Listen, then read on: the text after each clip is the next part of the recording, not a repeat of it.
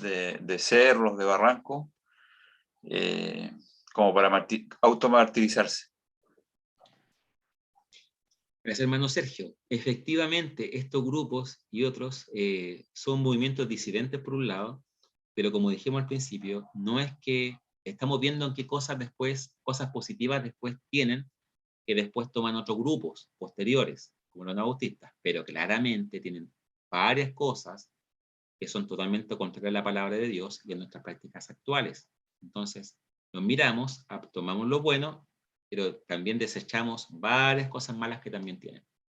Recordamos que cuando no tomó este ramo, pero antes de esto, el año pasado, muchos de los estudiantes acá presentes tomaron historia del cristianismo conmigo. Y ahí vimos que en el siglo II, III y IV, durante las persecuciones de los emperadores romanos, la iglesia se hacía esta pregunta: ¿nos entregamos para que las autoridades nos martiricen? ¿O si llega el momento, llegará, pero no lo buscamos? Fue una pregunta que la iglesia se hizo en su momento. Pero vemos otros extremistas como los donatistas que ellos ni siquiera había que martirizarlos, se martirizaban solos pensando que eso agradaba a Dios. Entonces eso no es una práctica que hoy en día podríamos tomar para nosotros hoy en día, de hecho al revés. No, es muy contrario a lo que la palabra de Dios dice, ¿verdad? Porque en el fondo ellos trataban de hacer eso, da la sensación de para lograr algún mérito ante el Señor, cuando nosotros creemos que es solamente por la gracia de Dios y por los méritos de Cristo. Así que, pero gracias, hermano Sergio, por ese comentario, porque sin duda ahí vemos algunas cosas negativas de los donatistas, ¿ya?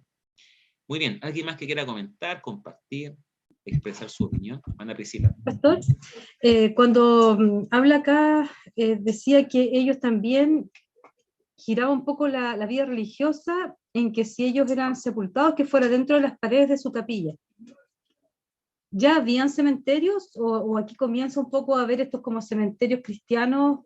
Entiendo que no habían como de protestantes, pero ellos mantenían a sus feligreses que fallecían dentro de la capilla, así como algo normal que se permitía.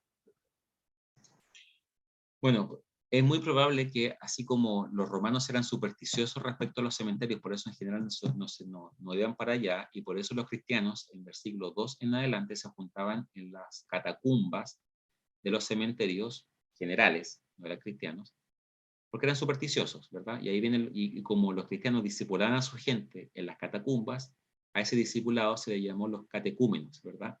Aprendían en las catacumbas.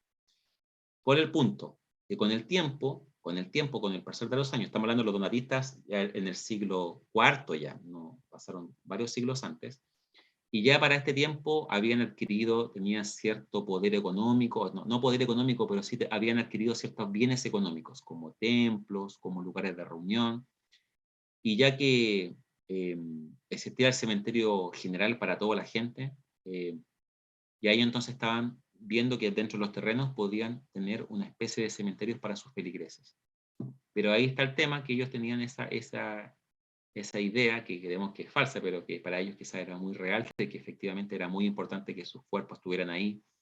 Y de hecho hoy en día todavía sigue habiendo personas que dicen, no, que mi cuerpo no le pase nada, porque cuando Cristo me vuelva, ¿cierto? Que mi cuerpo esté todo junto para que me vaya con el Señor. Ese fue un tema bien importante, porque por muchos años la gente pensaba que un cristiano tenía que morir y no ser cremado, no podía hacer su cuerpo dividido, pensando que eso iba a ser como retrasar, ¿verdad?, este nuevo cuerpo glorificado que Jesús iba a tener por nosotros, pero hubo varios siglos que la gente tenía esos pensamientos. En ese contexto debe ser como que ellos manifiestan esa postura al morir, ¿ya? Ese debe ser el contexto. Bueno, Sergio. Tengo otra consulta. Sí. Y bueno, aquí hay algo como actual igual, pero me llama la atención aquí, por ejemplo, que dice seguir todos al obispo como Jesucristo al Padre. Bueno, es una cosa un poco negativa acá, como que se le atribuye mucha autoridad a un obispo. Aquí cuando se habla de obispo se habla como de pastor, anciano, o al obispo de la Iglesia Católica en ese sentido, porque acá dice que él tenía la autoridad de hacer matrimonio, de bautizar y otras cosas que, bueno, uno conoce que son cosas como atribuibles al pastor, o si no hay pastor, ¿cierto? Él puede designar a alguien. Es como algo similar o parecido. Eso. Yo haría una distinción entre el obispo que y sus funciones que aparecen en la escritura misma, sobre todo en el Nuevo Testamento, ahí específicamente, versus el obispo ya en el siglo IV después de Cristo. Claro, esa era mi consulta. ¿Por qué hago diferencia? Porque nosotros como bautistas, en nuestras orientaciones doctrinales, pueden bajarla desde la página de la UBACH, también les puedo dar, por ejemplo, en la página web de mi iglesia también está esa información. Pero ¿cuál es el punto principalmente acá? Es que originalmente vemos, según Hechos 20:28 y otros textos, que hay varios títulos para la misma persona. Como bautistas creemos que hay varios títulos para las mismas personas que hacen distintas funciones, pero es la misma persona, no son personas distintas. Como bautistas creemos que el líder de una congregación, líder entiéndase bien como servidor, no como jefe ya. El líder de una congregación puede ser llamado pastor, en el sentido de que cuida de las ovejas, las alimenta con la palabra de Dios, ¿cierto? Las ovejas no son suyas, pero si es administrador, es pastor. Una función del líder es ser pastor. Otra función de la misma persona es ser obispo.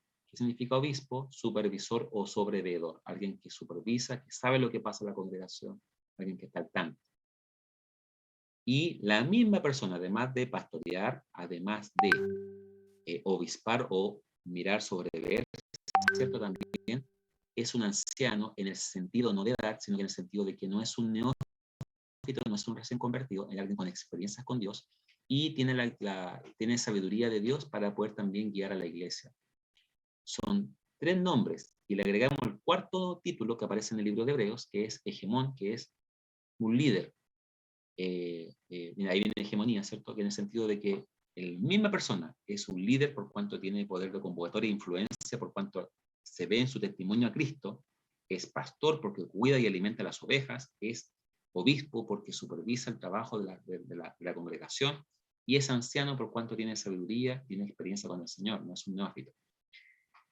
Pero como bautistas creemos que los 4 nombres, los 4 títulos, son distintas funciones de la misma persona. En cambio, otras denominaciones, y en este caso los donatistas, creen que son personas distintas. Y ya en el siglo IV, los títulos estaban adquiriendo cada vez más poder, y lo que guiaba más era el poder que la función misma. Entonces hay que hacer una diferencia entre el título bíblico, que es mucho más práctico, mucho más sencillo, versus ya el título de obispo en el siglo IV, que es una persona con mucho poder, tiene a cargo varias iglesias, otras personas. Y lamentablemente lo peor no es eso, sino que lo peor es que buscaban principalmente lo suyo y no agradar al Señor. Y esa es una de las razones por las cuales estos grupos rechazaron a la gente de la iglesia, porque no veían en ellos a Cristo. Sí, por supuesto que hay que seguir a los obispos en ese sentido, ¿verdad? Porque ellos veían a Cristo, pero muchas veces eso era más teoría que práctica. Y que Dios nos ayude también Gracias. A amar al Señor, pero también ser fieles al Señor en lo práctico. No buscar títulos por tener títulos, sino que servir al Señor. Y así como hoy en día, como que seguir a nuestros pastores hoy en día, no, solamente seguir a Cristo, estamos de acuerdo, pero nadie va a estar en contra de eso. Pero también a veces eso se dice para para oponerse básicamente a los pastores y decirle cualquier cosa, cuando muchos de nuestros pastores realmente quieren obedecer al Señor, ser fieles, reconocen su necesidad del Señor y no nos quieren llevar a sus pies, quieren ellos llevarnos a Cristo. Entonces también yo pienso que a veces nuestra denominación, lamentablemente, la figura del pastor está muy mal mirada, cuando debiéramos tener una mirada bíblica del pastor y una mirada histórica del pastor, según mi experiencia, evaluar cómo yo tengo que mirar al pastor. Muchas veces más prima lo personal que lo bíblico. Hoy en día cada uno de nosotros debiéramos decir como el apóstol Pablo, imíteme a mí como a Cristo, no porque seamos perfectos, por favor, sino porque nos esforzamos con todas nuestras limitaciones y dificultades por servir al Señor. Ese es el punto. Entonces, por eso también los pastores tienen que ser probados, tampoco a cualquiera. No. La Biblia también es súper clara en eso, y si hay alguien que pone muchas cualidades y requisitos para que los líderes puedan estar en ese cargo de responsabilidad, es Dios, que desde el Antiguo y también el Nuevo Testamento tienen que cumplir muchos requisitos los líderes para poder ser siervos del Señor. Alexander, te escuchamos, querido. Y ahora sí. Primero una consulta. Cuando hablamos del monasticismo, ellos sacaron algo de los esenios, en el sentido de, como estudiamos el año pasado, que se retiraron a estudiar la Biblia y a escribirla, la Torá y a guardarlo en el Qumran y todo eso. Ellos también a lo mejor escucharon de voz en voz y a lo mejor también de ahí sacaron el retiro, el retirarse hacia la soledad de estudiar. No sé, podría haber sido así, una consulta. Y por otro lado, dos Podemos cosas que partir me por la llaman. primera pregunta, después la segunda. Ya, si no se me va a olvidar la otra, así que por favor, ya. Respecto a esa primera, no he visto ningún texto de ningún historiador que haga la relación directa. Nosotros podemos pensar que hay una relación, porque tienen cosas parecidas, esto de apartarse del desierto, separarse, pero también hay diferencias grandes, como por ejemplo una diferencia grande, es que los esenios solamente tenían el Pentateuco como libro sagrado, pero los cristianos todos tenían toda la palabra, o las escrituras que habían en ese momento, porque el canon todavía estaba siendo formado, no estaba todavía todo. Pero no hay ningún historiador que haga una relación directa entre uno y otro, sino que básicamente surgen por razones distintas. Razones distintas en el macro, pero en el fondo se parecen bastante. Los esenios, ¿cierto? Antes de Cristo son formados, ¿verdad? Unos piensan que es un grupo, ¿verdad?, que trató de apartarse porque efectivamente querían ser fieles a Dios y alejarse de estos griegos que querían como imponer su cultura o helenizar a los judíos. Pero los anacoretas, los cenobitas, ellos trataban de agradar a Dios, apartándose, ¿verdad?, de estas ciudades, y eran críticos tanto de la sociedad pagana y también eran críticos de la misma iglesia oficial. Entonces hay similitudes y diferencias, pero ningún texto hasta el momento que he leído hace una relación directa entre los dos grupos. ¿Ya? ¿Y cuál es la segunda pregunta? Sí, me llama la atención cuando usted, por ejemplo, habla sobre que ellos ayunaban, por ejemplo, lo mismo, eran críticos con la iglesia oficial y a lo mejor también con la iglesia en que ellos estaban, no llegaban y aceptaban todo, sino que lo estudiaban, se separaban del Estado, ¿no es cierto? Y no aceptaban todo lo que el Estado les entregaba. Y por otro lado eran personas que eran fieles a lo que ellos creían, o sea, no se mezclaban con todo, sino que no quiero usar la palabra selectivo, pero sí buscaban tener un encuentro personal y en ese encuentro personal buscar a aquellos que también tienen ese encuentro, ¿ya? Entonces, si lo veo hoy día, eso hoy día muchas veces en la iglesia no pasa. Y no es un crítico, por ejemplo, hemos olvidado, y esto es una cuestión súper personal, que yo me doy cuenta, muchas veces hemos olvidado el ayuno grupal o los retiros grupales o juntarnos y estudiar, irnos a un retiro 3 días, no, porque lo principal es la familia, por ejemplo, los cultos de escuela dominical en la mañana y el culto en la tarde ya no lo hacemos, una cuestión de comodidad, por ejemplo. Eso me llama la atención con respecto a estos grupos, que a lo mejor en la pureza de la inocencia del cristianismo formándose, eran más apegados a lo que deberíamos ser nosotros hoy día, teniendo todo lo que tenemos.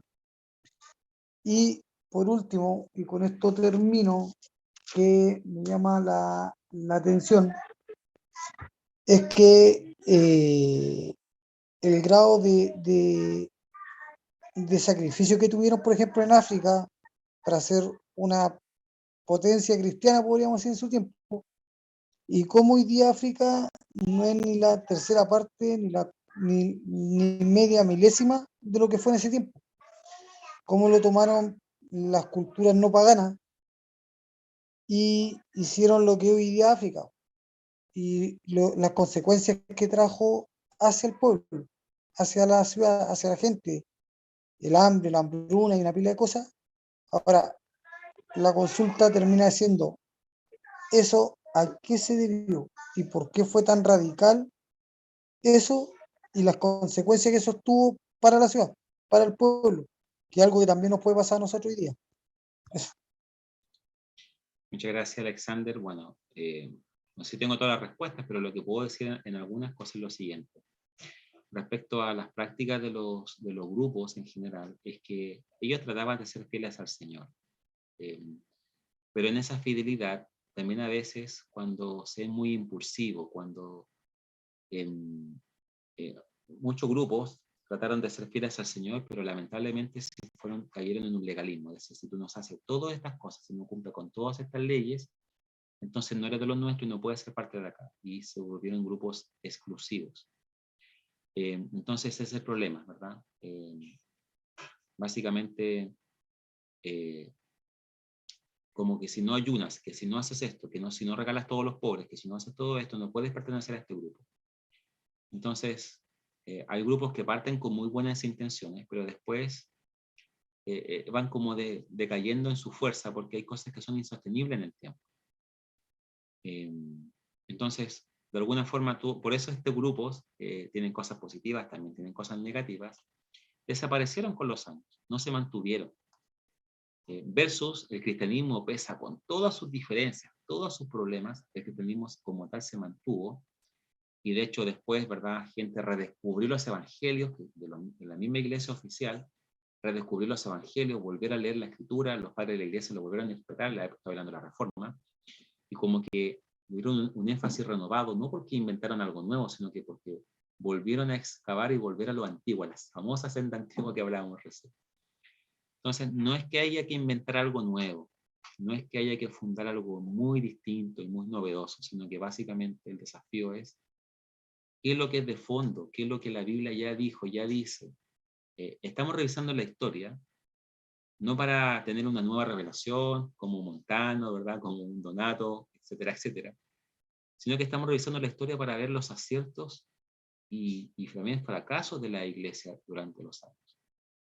Lamentablemente, muchas veces no aprendemos y siguen existiendo grupos que nacen con muy buenas intenciones, pero con el tiempo, para normar los mismos grupos, empiezan a ponerse reglas, tradiciones, y más reglas y más tradiciones, que entramos en conflicto, ¿cierto?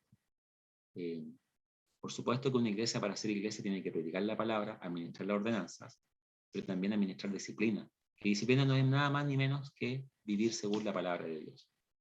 Pero algunos se van a un extremo legalista.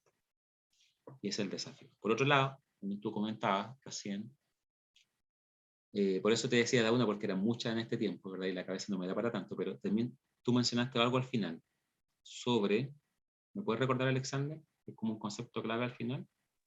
Sobre, en África empezó Las iglesias. Sí. la iglesia fuerte, después terminó con los grupos que hicieron terminar la iglesia, pero eso también tuvo una consecuencia hacia la sociedad. Sí, bueno. Entonces, ¿a qué se debió ese? ¿Por qué no se pudo haber mantenido? ¿O qué consecuencia puede tener hoy día en la sociedad de nosotros?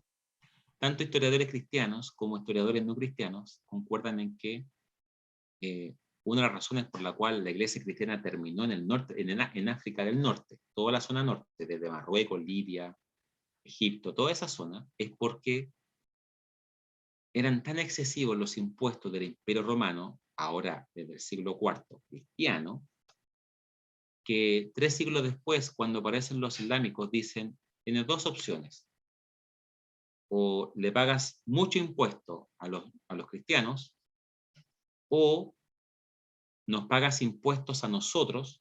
Sigue siendo cristiano, nosotros como islámicos te respetamos tu cristianismo, pero tienes que pagar, así que antes le pagaba a Roma, ahora nos pagas a nosotros. O tienes la tercera opción: no pagas ningún impuesto, pero te hacen musulmán. Y la gente eligió hacerse musulmán, aunque sea de nombre, pero prefería eso, y dejaron sus prácticas, y transaron por amor al dinero eso. Entonces, la verdad, eso unido a varias cosas más, como ya haberse alejado de la palabra de Dios, ¿verdad? Cada vez la leían menos, esos grandes defensores de la fe como que eran en Cartago, ¿verdad? En Hipona, todo esto en África, ¿cierto? En Alejandría, grandes padres de la iglesia ya no tenían esa fuerza y las iglesias se empezaron a enredar en cuestiones teológicas, en disputas interminables que no llegaban a nada,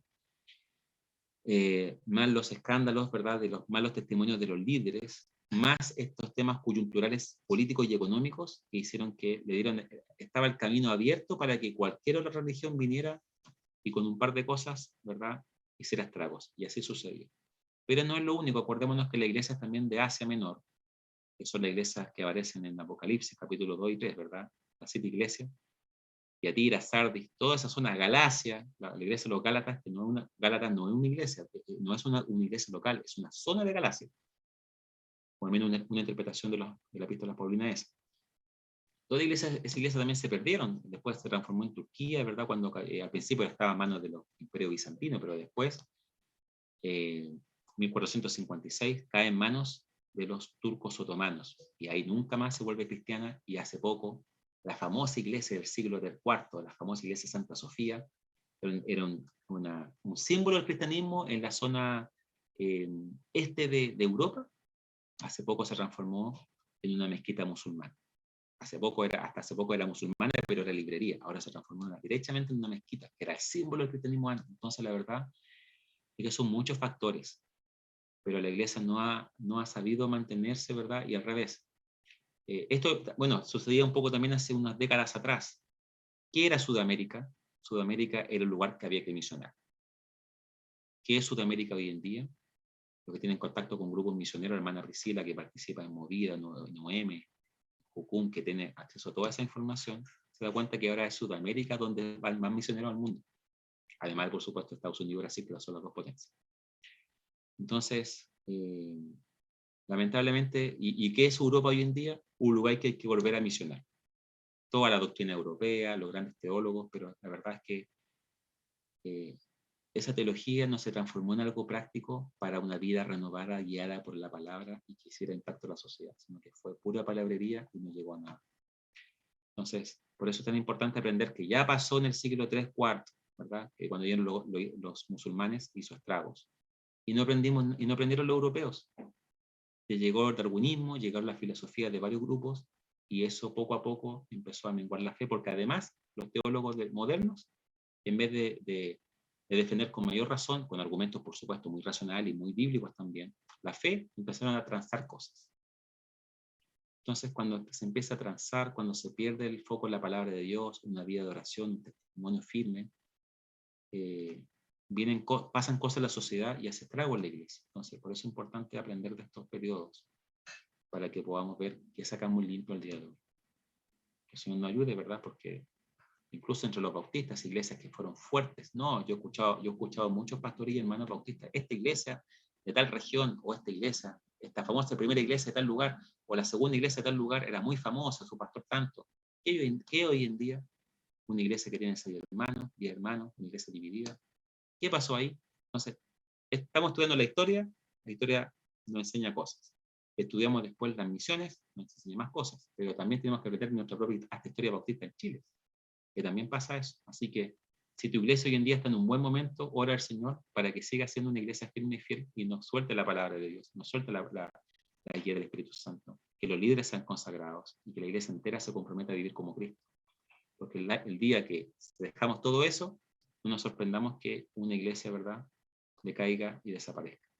El cristianismo no va a desaparecer porque está fundado sobre Cristo, pero las iglesias locales, si está fundamentada por cosas humanas, puede desaparecer, pero la iglesia de Cristo jamás. Así que también aprendamos de estos periodos. Gracias, estimado Alexander. Hermano Sergio. Conversar de un tema, bueno, que aquí habla acerca de los grupos, ¿cierto? Que fue como ambientado a los grupos pobres, ¿cierto? En ese sentido. Bueno, nosotros sabemos, y en el Antiguo Testamento Dios dio directrices como para apoyar en la pobreza, ¿cierto? Y aquellos grupos pobres.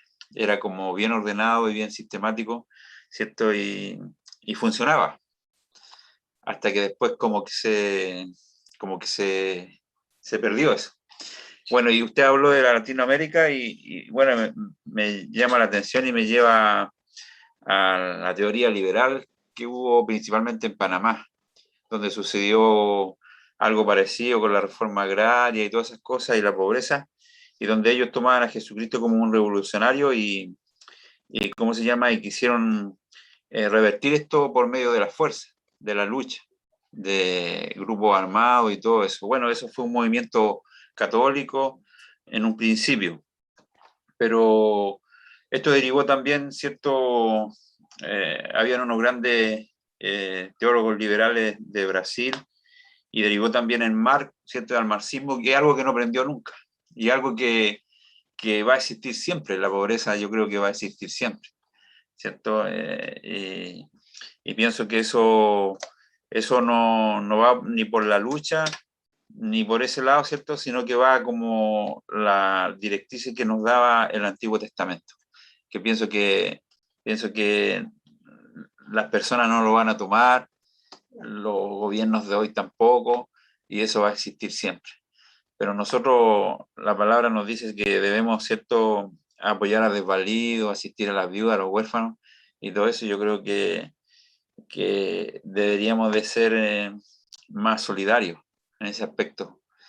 Tal vez no dar todo, ¿cierto? Porque también las personas tienden a aprovecharse, pero mostrar lo que Cristo hacía y quería. Es nuestro ejemplo, es nuestro mayor ejemplo. Entonces, hay cosas que han fallado durante la historia, durante el tiempo, y algo que duele igual.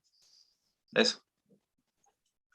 Gracias, hermano. Bueno, el tema de la pobreza es un tema tan amplio y tan tocado, pero efectivamente, no porque Jesús diga que siempre va a existir pobreza, significa que hay que validarlo, por un lado. Pero por otro lado también hay varias situaciones, cosas que están de fondo y están un tema tan largo que no se muere ahora. Pero sí lo que sabemos es que tenemos como iglesia un llamado a siempre ayudar a los pobres. Estos grupos lo hicieron.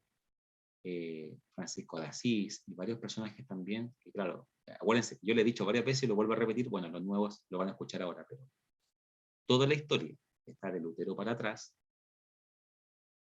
toda la historia católica, de la Iglesia Católica Apostólica Romana, que está de Lutero para atrás, es nuestra historia. ¿Ya? No piense que es de otra religión, también es parte de nuestra historia. Nosotros no nacimos con Lutero, venimos directamente, no de Juan el Bautista, pero sí desde Cristo mismo, ¿ya? Pero tenemos que darnos cuenta que también tenemos que seguir los parámetros de la palabra de Dios para tratar con el tema de la pobreza. Nunca validarla, pero sí, ya que es una realidad, hacer lo que la Biblia nos dice, tanto en el Antiguo Testamento como en el Nuevo Testamento, porque los dos testamentos se dan directrices claras al respecto. Y que seamos tan prácticos como que en nuestra iglesia la gente pueda vivir lejos de la línea de la pobreza. Entonces nos ayude con eso, porque es todo un desafío.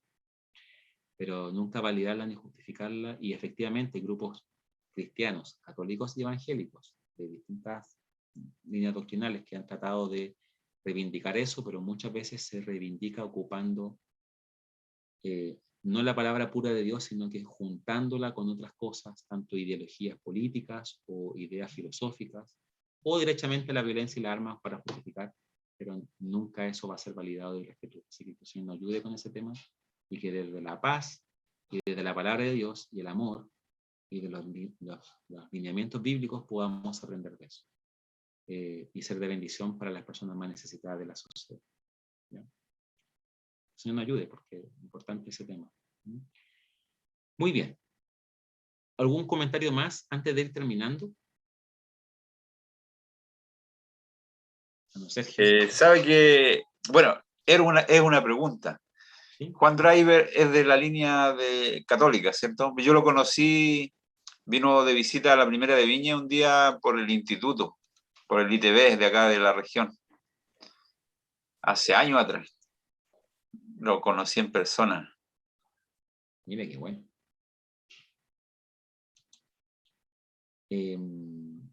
Bueno, él es menonita. Entonces es anabautista, pero de la línea menonita, entonces pacifista. ¿Ya? No es católico entonces. Es de la reforma, es de la reforma radical está la reforma protestante, reforma magisterial, reforma radical. De la reforma radical están los anabautistas. Y un poco los bautistas son como tienen cosas, o hay como una mezcla del anglicanismo, ¿verdad? Una línea del anglicanismo junto con estos anabautistas, son precursores, ambos grupos, de los bautistas oficiales. Entonces no es católico, no es católico, ¿ya? Es anabautista de la línea anabautista de los menonitas, ¿ya? Ok, gracias. Que eso no se puede considerar católico, ¿ya? Así que, bueno, espero que estén bien, aprendamos de estos grupos, tienen cosas positivas y también recordemos que también tienen cosas que no hay que imitar, pero lo que esté conforme a la escritura, a la palabra de Dios, tomémoslo y desechemos lo malo, tomemos lo bueno, ¿ya? Siempre siguiendo los principios del Señor. Nosotros hoy en día, ¿verdad? ¿Qué podemos aprender de estos grupos? Bueno, varias cosas, y como bautistas tenemos varios puntos de coincidencia. ¿Cuál es el problema?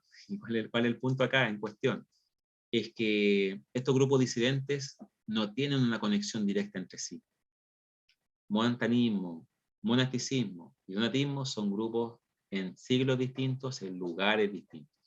Así que, aunque tienen cosas parecidas, tienen cosas también entre ellos muy distintas. Y como bautistas, si bien es cierto lo estamos estudiando por un tema práctico, ¿verdad? Que para estudiar que hay grupos disidentes, y los anabautistas también fueron disidentes, acuérdense que mi postura de las tres teorías, yo voy por la tercera, ¿cierto? Que es, tenemos mucho más, hay mucho más argumento, evidencia histórica para ligarnos a la restitución separatista inglesa que para los grupos disidentes antipaudo-bautistas, ¿ya? Porque por más que estos grupos no bauticen creyentes, igual hay cosas que no estamos en absoluto desacuerdo, como un automartirio y otras cosas más. Así que tomemos lo bueno, desechemos lo malo, pero la historia es mucho más amplia que esto, así que vamos a seguir avanzando. La próxima semana les vaya bien, porque estos son los movimientos antiguos. Próxima semana veremos los medievales, y ahí después entraremos directamente a los anabautistas de la Reforma Radical, ¿ya? A seguir leyendo, ánimo para seguir aprendiendo de los bautistas. Y entonces oremos al Señor, pidiendo que bendiga esta clase y que descansemos y mañana sea un lindo día con la ayuda del Señor, ¿ya? Le voy a pedir a Javier, si puede por favor orar para terminar nuestra clase de hoy. Y oremos. Señor Jesús, en esta hora ya tarde, te queremos agradecer por este tiempo en el cual podamos profundizar en los comienzos de lo que es la historia y cómo tú nos has acompañado a través de ella, ya sean distintos grupos, distintos lugares, pero Señor, creo yo que la intención siempre fue mantenerse lo más fiel a ti, Señor. Te pido que tú nos des la sabiduría correcta para aprender de lo bueno de cada uno, y de poder amar cada vez más lo que hacemos, el trabajo para ti, Señor, y que tú nos bendigas como obra bautista en Chile, Señor. Queremos, Señor, dejar en tus manos nuestras vidas. Si estamos aquí en este lugar preparándonos, también es por algo especial que tú nos tienes a cada uno, Señor. Así que te agradezco y que bendigas esta clase, bendigas a los compañeros, bendigas al profesor, y que mañana podamos tener un día acompañado de ti, que podamos descansar en esta noche sabiendo y confiando que tú eres el dador de la vida, Señor.